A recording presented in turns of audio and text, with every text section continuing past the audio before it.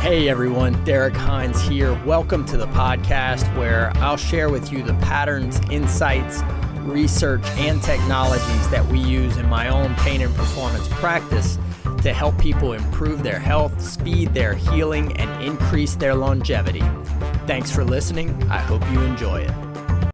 Good day, my friends. Welcome to the Pain and Performance Podcast. As you probably heard, we are doing some little bite-sized episodes to see how you like them and to get some information out to y'all in just little bite-sized nuggets and some little chunks that help you to have the information to give you hope about there is a better health on the other side of some action, to give you the tools and research and information that you can use in your own healing, and to give you hopefully a little bit of the knowledge, motivation, and information that you need to live a healthy life. If you don't know who I am, my name is Dr. Derrick Hines. I'm the founder of Acadiana Pain and Performance and Hero Health Spa. We integrate the best technology with the best research, with the best treatment to help people regenerate healthy tissue, regenerate healthy cells and immune system, and we help them move better, and we parlay all of that healing into the actions and the data that patients can use to live a healthier life. And so that's our goal here at Acadiana Pain and Hero Health. And so this is a way for us to get y'all some good information and give you a little bit of bite-sized chunks along with our long-form audio interviews to get really good research and guests in your purview that you can use to make better decisions, I hope. One of the things that I wanted to talk about today, as a lot of people are planning goals for next year, health or otherwise, but we'll probably talk more about health goals, is the way that you can change your goal setting to make it more likely that you are successful. And so there's two things that we look at when it comes to goal setting. There's outcome goals and there's process goals. And I think a lot of people teach these as an either or. And what I'd like to share with you is a different way of thinking about goal setting that I have found to be very successful or very helpful for our patients to be successful. So let's say your outcome-based goal. I'm going to use weight loss because it's a very easy one. Let's say my outcome-based goal for weight loss is I want to lose 20 pounds. I can write, I want to lose 20 pounds down. And that's good. That starts to say, like, what is your goal this year? To lose 20 pounds. Oh, well, what are you going to do? I'm not real sure yet. The process goal is the opposite of that. It's that I don't care what the outcome is. My process is I'm going to follow a macro diet where I hit my macros 6 days a week. What are you trying to do with that? I'm just trying to be healthier. And there's no goal to it. I think the true power is to take an outcome. I want to lose 20 pounds. Okay, that's my overall heading.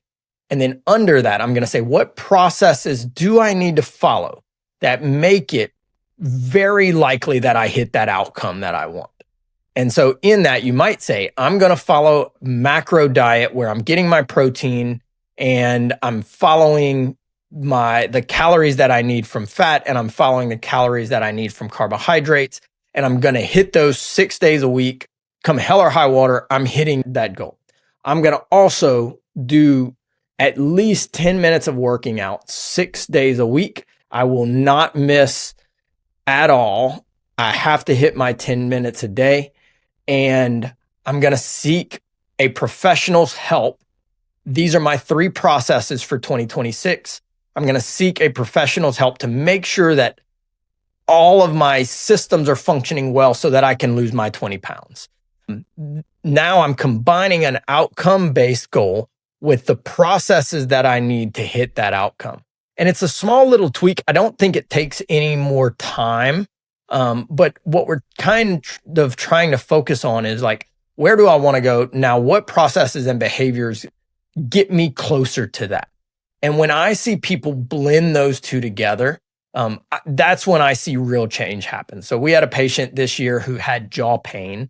She came to us we started talking about this. I was like, what outcome do you want? She was like, well, I want my jaw pain gone, but I also just want to be healthier. I'm not that old yet, but I'm starting to feel like I am getting older. And this is, if I'm going to take the time to get this healthy and get my body healing, it seems like I should do other things, kind of what she was looking at. And so we started having that conversation. Well, let's create some outcomes. The first one was weight loss. All right, well, what are we going to do? Let's find something you can do to work out at least 5 days a week. She loved doing Trimble.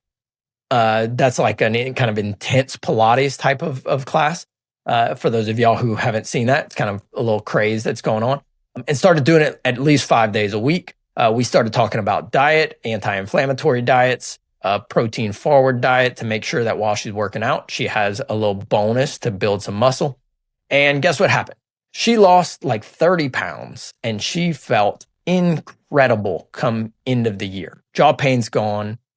She hit her weight loss goal by, not because she was focused on that. She set that as the beginning of her goal, but because she had the 3 processes down of the behaviors that she was going to keep doing till she hit that goal. She was like, even if it wasn't at the end of the year, if I'm on the right track and I'm doing those behaviors, I'm just going to keep going. And one of the things that this does for people is I think it gets you through the boring middle. When you first set your weight loss goal of I'm going to lose 20 pounds, you're all fired up and you're excited. But about a month in, I find it to be about 40 days, to be honest, it starts to get boring. And that initial excitement from setting the goal goes away. This is where if you haven't gone to that second layer and set some behaviors and processes down, you're going to really struggle to keep the motivation up. Motivation only lasts so long. Systems work. Motivation, I don't trust. But if you've said, this is the process that I'm going to follow to hit that goal, and you just drill that process in, you're like, this is what I'm doing every week, even if it's boring, even if I don't want to, this is the process that I'm going through. Even when you get into that boring middle where it's like, you don't need to change anything, you need more repetitions and you need more time. That's the person that I trust is just going to keep going until they hit their goal. So if you're setting goals for the new year, for 26, think about this. If it's pain relief, my goal is to get pain relief, but what does that mean? Be very specific of what the outcome is. I'm going to wake up. I'm not going to be thinking about my pain right away. I'm going to have activities that I want to do, that I can do, that I've practiced doing, that I'm excited about. And the process that I'm going to follow to get to that is A, B, C, D. I need to rebuild some foundations of health. I need to find somebody to help guide me through some systems. I need to start working on the activities that I want to do, whatever those processes are. They don't have to be perfect, but they do have to be repeatable. They do have to be something that you can do over the long run to get these results. So I hope that helps give you a little bit of a more powerful way to change your outcomes in 2026. If you're doing awesome, this gives you a way to level it up.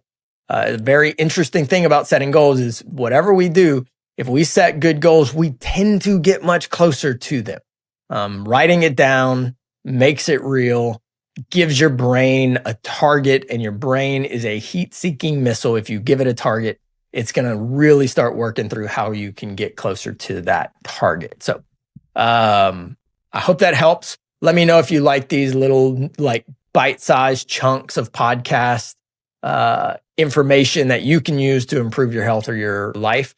I started realizing that there was many podcasts that I like that do little small kind of snippets that just get me ready for the day. So if you like these, I would love to hear from you. We can do a lot more of them and kind of give you a little bit of a takeaway that you can use today in your life. So let me know what you think about these and set some time to get into some goal setting. Some time. You don't have to do it right now. If you're driving, don't stop. Schedule a good hour for you to set up some time to think through what outcomes you want next year and then what processes or behaviors make it very likely that you hit those outcomes. And I think you'll not be surprised that you'll hit them, but you'll find that it's much easier to get there. So I hope that helps. Thank y'all for listening. Share the show with somebody that you love.